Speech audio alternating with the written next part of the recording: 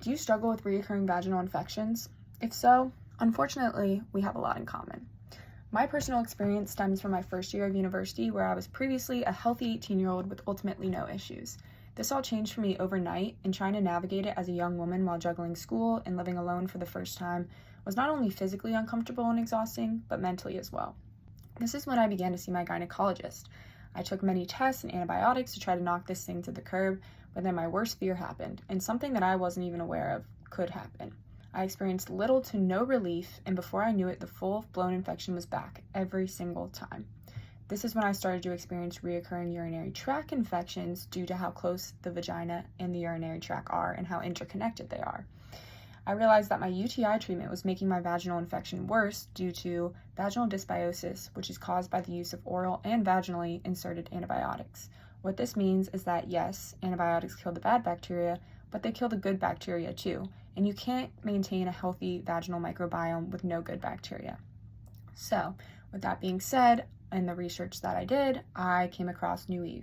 I sent my test results to NIL, and they told me that I have aerobic vaginitis based on my results. Aerobic vaginitis is aerobic bacteria in the vagina, and what I previously thought was BV was actually AV.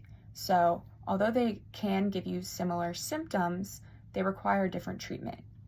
Sounds great, right? I finally found out what's going on, but the thing is that it's such a new concept in the world of gynecology that not a lot of doctors know how to treat it. So, after trying the basic clindamycin and flagyl and oral antibiotics that would target the bacteria I had and receiving no relief, I decided to go forward with NIL. And I used their AV NIL product, which is the only product out there dedicated 100% to aerobic vaginitis. I then use their gold formula for maintenance, and in between, I insert this probiotic vaginally, or you can take orally, depends on your preference, to repopulate the vagina with good bacteria. So the idea is, instead of killing all the bad bacteria and leaving it as an opportunity to regrow with no healthy bacteria, their products change the environment of the vagina so that the bad bacteria cannot survive and die off. Then you would repopulate with the good and maintain with this or any of the levels that they have.